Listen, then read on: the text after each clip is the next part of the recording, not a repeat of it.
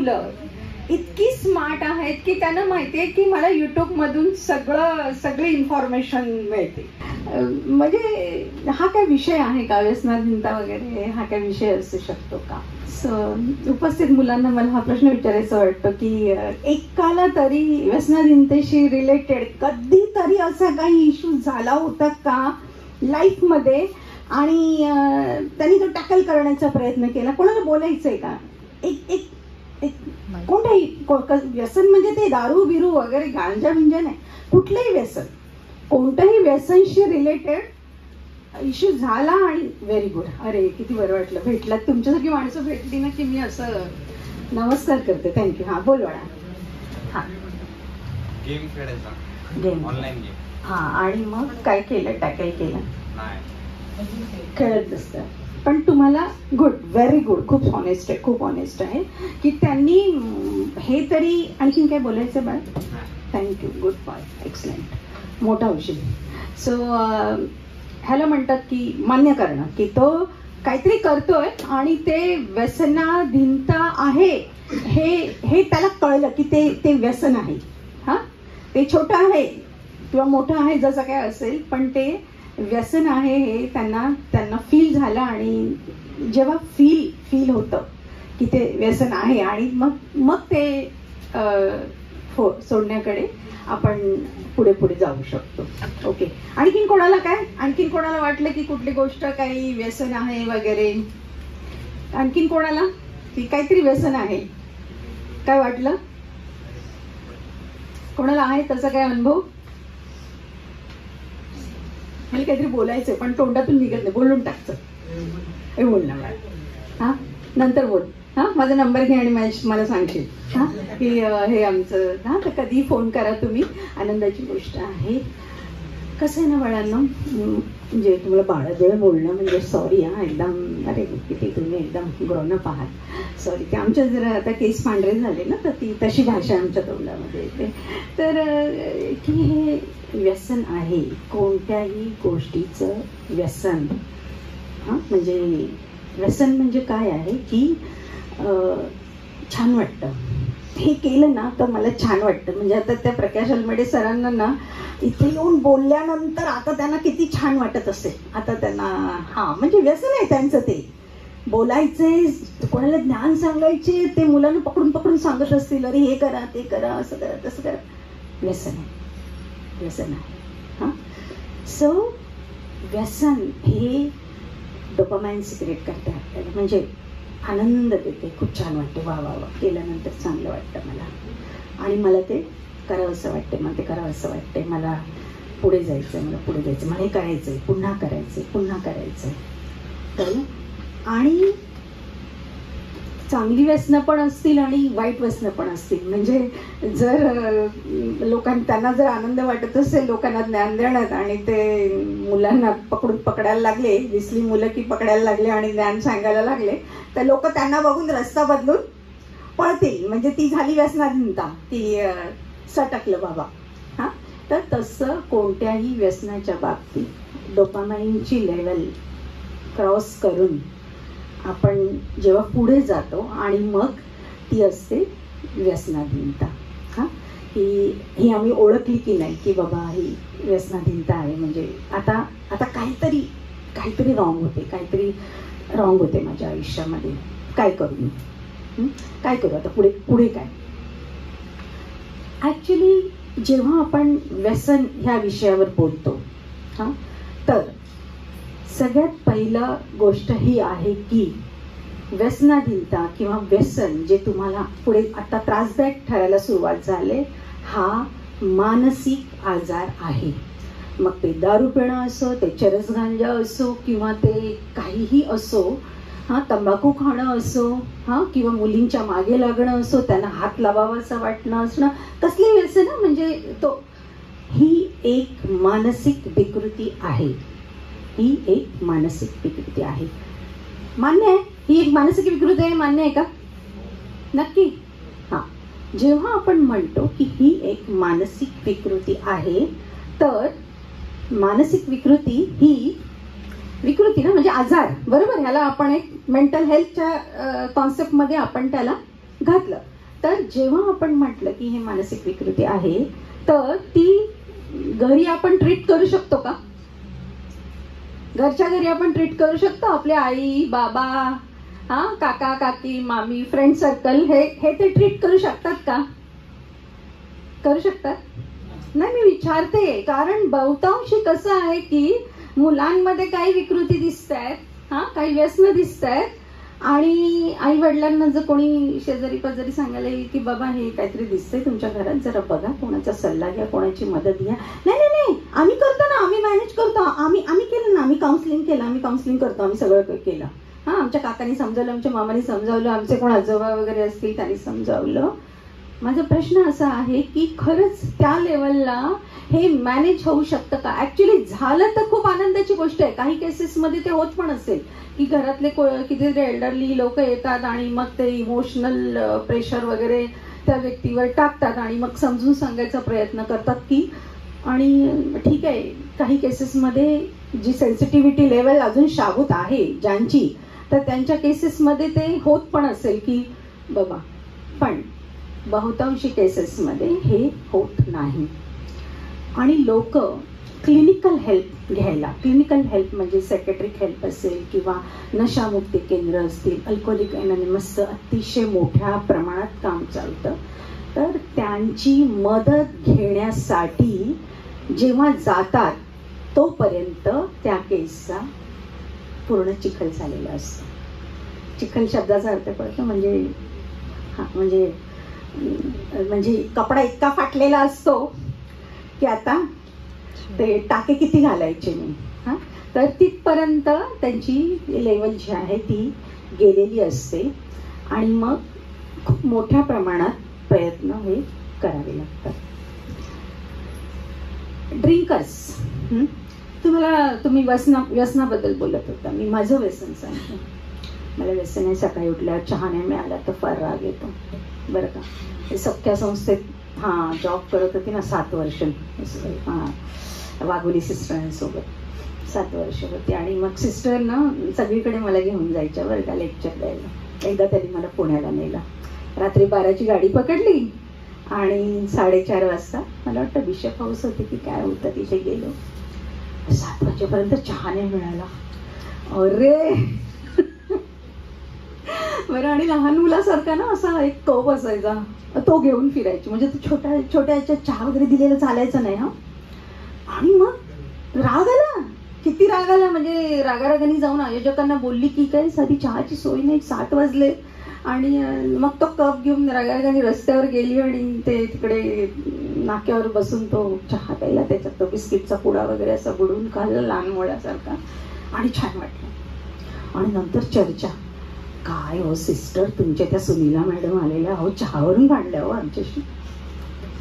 व्यसन म्हणजे खरंच हे झालं छोटं, पण कोणतंही तीव्र, म्हणजे जर चहावरून मी भांडू शकते, मला तिथे रिसोर्स पर्सन म्हणून गेलंय भाषणबाजी करायला, आणि मी जाऊन आयोजकांशी चहावरून भांडते, म्हणजे किती लेवलला असेल की ते डोपामाइन, ते 7-7:30 पर्यंत तो चहा मिळाला नाही आणि ते डोपामाइन सिगरेट झालं नाही, तर मी विचार करू शकते की ज्याला सिगरेट मिळत नसेल, ज्याला चरस मिळत नसेल, ज्याला गांजा मिळत नसेल, ज्याची दारूची वेळ होत असेल, तर त्या व्यक्तीचं त्या वेळेला काय होत असेल, त्या वेळेला म्हणजे त्या वेळेला त्या माणसाचं काय होत असेल. आणि ते मिळण्यासाठी किती क्रूर प्रकारच्या गोष्टी लोक करतात, किती लेवलला जाऊन खोटं बोलतात, स्वतःच्या घरामध्ये चोऱ्या करतात, स्वतःच्या आई वडिलांचे खून केलेले आहेत, स्वतःच्या मैत्रिणीला फसवलेलं आहे, खूप जवळच्या मित्राला फसवलेलं आहे, आणि अशा वेगवेगळ्या प्रकारच्या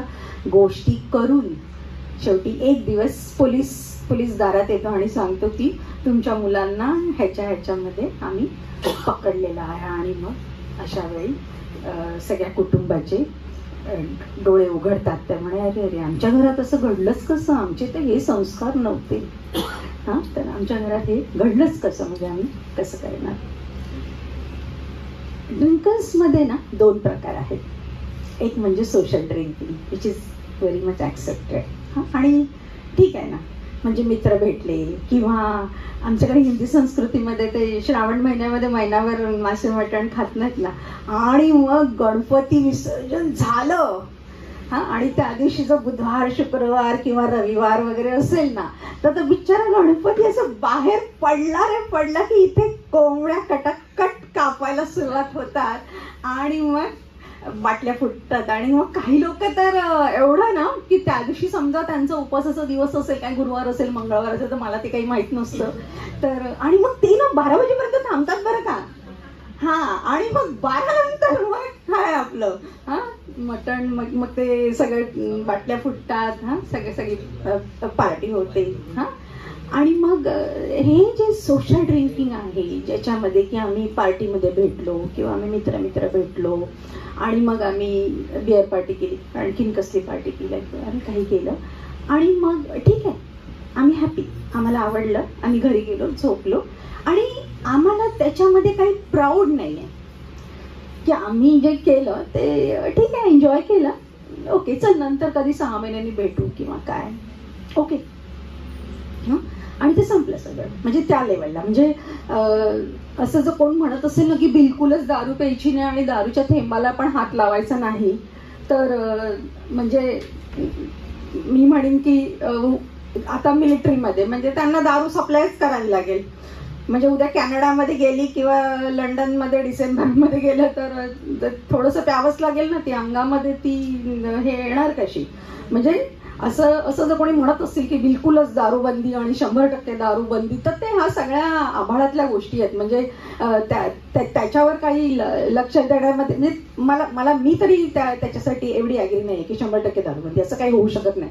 ही दारू ही गरज आहे, कितीतरी मेडिसिनमध्ये दारू घातलेली असते.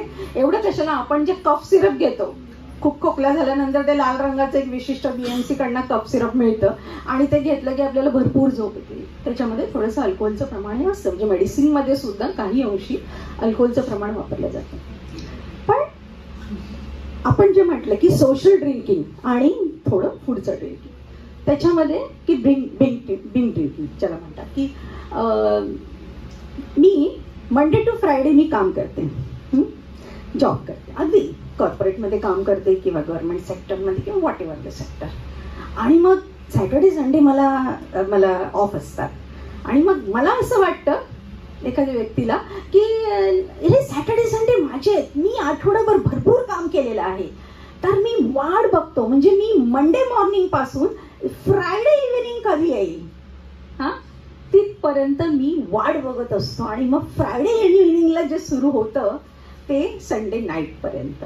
आणि मग घरातल्या व्यक्तींना काहीही बोलायचा अधिकार नाही, कारण पुरुष म्हणून किंवा हे म्हणून मी कुटुंबासाठी 8 दिवस कमवायचं केलेलं आहे ना, कमवलं ना तुमच्यासाठी, ते तुम्ही वापरा ना, तुम्ही बघा. पण मला हे 2 दिवस हे माझे आहेत आणि ते 2 दिवस मी कंटिन्युअस ड्रिंकिंग करतो. आणि ही सगळ्यात मोठी रिस्क असते. जे कंटिन्युअस 2 दिवस ड्रिंकिंग करणारा माणूस कंटिन्युअस 8 दिवस ड्रिंकिंग करू शकतो, तो महिनाभर करू शकतो आणि नंतर तो पुढे अनेक वर्ष ड्रिंकिंग करू शकतो, म्हणजे किंवा कोणतंही व्यसन तो करू शकतो. ह्याला म्हणतात की आता आपण त्याच्यामध्ये पूर्ण ओढलो गेलो. कसं आहे ना मित्रांनो, जसं मगाशी आपण म्हटलं, जेव्हा आपण म्हटलं की ह्याला आपण मेंटल हेल्थ बोलतो, म्हणजे हा एक मानसिक आजार आहे. आणि हा आजार जर समाजामध्ये वाढत असेल तर त्याचं कारण मी एक म्हणू शकते की मानसिक आजाराबद्दल असलेला शून्य अवेअरनेस. मानसिक आजाराबद्दल शून्य अवेअरनेस. म्हणजे उद्या मी बोलली कोणाला की अरे जरा खांदा दुखतोय, माझा हात दुखतोय, तर जवळचे 4 मित्र वेगवेगळ्या प्रकारच्या ट्यूब आणून देतील, दुसरे 4 मित्र वेगवेगळ्या डॉक्टरांची नावं मला व्हॉट्सअपवर पाठवतील आणि चौकशी करतील, काही दुखते तुमचं, छोटा पाठ दुखते, तुम्हाला ताप आलाय, अगदी TB झालाय, कॅन्सर झालाय वगैरे वगैरे वगैरे. पण मेंटली डिस्टर्ब, जेव्हा मेंटली डिस्टर्ब आहे तर कोणती पण उपाययोजना अर्ध्या तासाच्या अंतरावर नाहीये. म्हणजे एकदा मी एका वर्कशॉपमध्ये गेलेली आणि ते लोक सांगत होते, म्हणजे जे ट्रेनर होते ते म्हणत होते की आम्हाला जर म्हणजे मोबाईल आमचा बिघडला तर आम्ही लगेच जाऊन रिपेअर करतो, पण आमच्या मानसिक ह्याच्याशी जर काही प्रॉब्लेम्स असतील तर आम्ही लगेच नाही जात. अरे कसं जाणार, कसं जाणार आणि कुठे जाणार? मला काही मानसिक आजार आहे की माझं स्वतःवर कंट्रोल नाही आहे, मला दारू प्यावीशी वाटते, किंवा अँगर हा माझा प्रॉब्लेम आहे, एन्झायटी हा माझा प्रॉब्लेम आहे, किंवा हे सगळे माझे प्रॉब्लेम्स आहेत. हे मी जाऊन कोणाशी बोलू? म्हणजे मी बोलू कोणाशी? कारण त्याच्याबद्दलचा जो अवेअरनेस आहे की मी कशामध्ये तरी ओढला जातोय. जसं त्या मुलांनी खूप प्रामाणिकपणे सांगितलं की त्याला गेम खेळला म्हणजे तो त्याच्यामध्ये हे आहे, किंवा मोबाईल कंटिन्युअस, म्हणजे टॉयलेटमध्ये गेलं तरी तो मोबाईल, अगदी झोपताना तो कानाजवळ पण मोबाईल, म्हणजे त्या व्यसनात पण मी गाडलेला आहे. तर ह्या व्यसनाबद्दल मी बोलू कोणाशी आणि मी काय बोलू? आणि मी बोलल्यानंतर समोरच्यांचं काय रिफ्लेक्शन असेल की ज्याच्यावर मी हे करीन? म्हणजे आपल्याला जर आपल्या मानसिक प्रॉब्लेम बद्दल, मानसिक समस्येबद्दल जर कोणाशी बोलायचं असेल तर आम्ही कोणाकडे जाऊ, आम्ही कोणाकडे बोलू, हा हे सगळ्यात मोठं क्वेश्चन मार्क आहे. कारण काउन्सिलिंग किंवा सायकॅट्रिक हेल्प याला आम्ही अतिशय खालच्या नजरेने बघतो. आज शाळा कॉलेजांमध्ये मुलांचे असंख्य समस्या आहेत, असंख्य समस्या आहेत. जेव्हा आम्ही शाळांना, आणि कंपल्सरी आहे की काउन्सिलर्स पोस्ट तिथे पाहिजे. काउन्सिलर पोस्ट कशाला पाहिजे? सॉरी सर, फक्त करिअर पुरती. तर तो करिअर पर्यंत कसा पोचेल जर तो म्हणजे ते मेंदूचं आणि मनाचं नातच झालेलं नाहीये? तो कसं पोचेल करिअर पर्यंत? तर शाळांना आम्ही जेव्हा सांगतो की काउन्सिलर्स का नाही आहेत तुमच्या शाळेमध्ये, का नाही आहेत काउन्सिलर्स, तर ते मुलं काय बोलतात ते आम्हाला माहित नाही. कारण मुलं कसं सांगणार की इथे काउन्सिलर्स ठेवा म्हणून? तर आधीच प्रिन्सिपल किंवा शाळेचे कोण टीचर असतील ना, ते आधीच उत्तर देतात, नाही मुलांना आवडत नाही काउन्सिलिंगला जायला. का? तर मुलं जर काउन्सिलरला भेटायला गेली तर दुसरी मुलं त्यांना चिडवतात की तुम्ही त्यांच्याकडे जाताय म्हणजे तुम्हाला काहीतरी प्रॉब्लेम आहे. हा, हे म्हणून मुलांना आवडत नाही आणि म्हणून आम्ही काउन्सिलरच ठेवत नाही. वा वा, किती छान उत्तर आहे, म्हणजे किती गोंडच उत्तर त्यांनी दिलेलं आहे की नाही, मग आम्ही काउन्सिलर ठेवतच नाही. म्हणून मी म्हणते की जेव्हा काही डिससॅटिस्फॅक्शन माझ्या आयुष्यामध्ये आहे, काहीतरी अघटित घडते, काहीतरी विचित्र घडते, कोणाशी तरी बोलावंसं वाटते, मला वाटते की हे शेअर केलं पाहिजे, नाही केलं तर काहीतरी प्रॉब्लेम होईल, तर ते सगळं घेऊन मी जाऊ कुठे आणि कोण माझं ऐकणार आणि कोण मला ब्लेम न करता कोण मला ह्याच्यावर उपाय सांगेल? ही जी सिस्टीम आहे हे, तर तो प्रोग्रामच नाही आहे, कळलं? तर मी जाऊ कोणाकडे? बरोबर. आणि मग मी कोणाकडे जातो? मी कुठल्या तरी मित्राकडे जातो, मी कुठल्या तरी मैत्रिणीकडे जातो, किंवा मी कोणाकडे तरी जातो आणि मग ते लोक त्यांच्या सोयीनुसार मला उपाय सांगतात की तू हे कर, ते कर, तसं कर.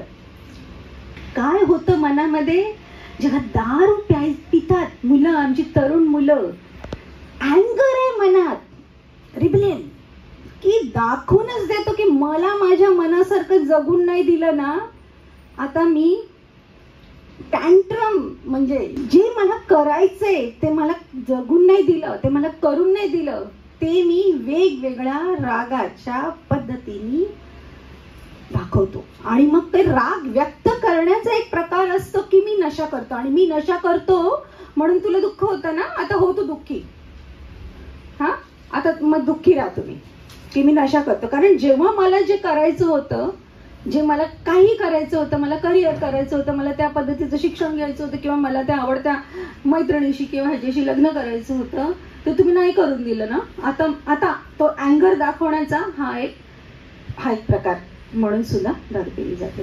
फक्त मुलांबद्दल मी बोलत नाही, मला आणखी एकच मिनिट द्या. एका मॅडम होत्या, त्या मॅरेज ब्युरो चालवतात, त्यांचा इंटरव्ह्यू एकदा ऐकत होते आणि मला शॉक बसला. ते बोलले की आपण लग्न जमवायला गेलं की विचारतो ना मुलगा दारू पितो का, आता मुली दारू पितात का म्हणून पण विचारायला लागतं. हा, कारण काही मुलं मॅरेज ब्युरोमध्ये आली, चांगली कॉर्पोरेट सेक्टरमध्ये काम करणारी, ती बोलली की मॅडम, आमच्या जेव्हा ऑफिसच्या पार्ट्या होतात ना, आम्ही दारू नाही पीत. आम्ही काही मुलं आहोत 4-5 आमच्या ऑफिसमध्ये, आम्ही दारू नाही पीत कारण मुली एवढी दारू पितात की त्याच्यानंतर त्यांना गाडीमध्ये घालणं आणि त्यांच्या बिल्डिंगच्या गेटवर व्यवस्थित नेऊन सोडणं ही आमची जबाबदारी होऊन बसते. नाहीतर मोठे झमेले होतात. ते कोण निळे शर्टवाले टाय लावून भाऊ बसले, त्यांनी किती छान मान हलवली. हा अनुभव.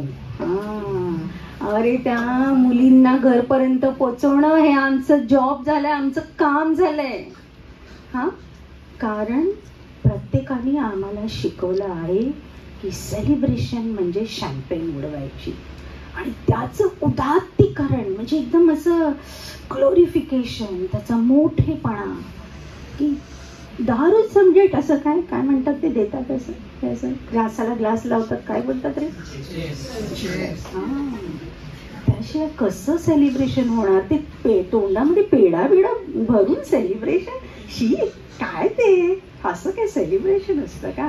चिअर्सने सेलिब्रेशन असतं. ते इतकं मजबूत मीडियानी आणि इतकं डोक्यामध्ये इतकं घातलंय की आम्ही तसंच सेलिब्रेशन करतो आणि त्याचे शिकार पुरुष तर होतेच होते. दिवसेंदिवस महिला आणि घरात जर पुरुष दारू पिणारा असेल तर होतं काय की अनेक वर्ष ती महिला तिच्या पतीबरोबर कम्युनिकेशन नाही, संवाद नाही.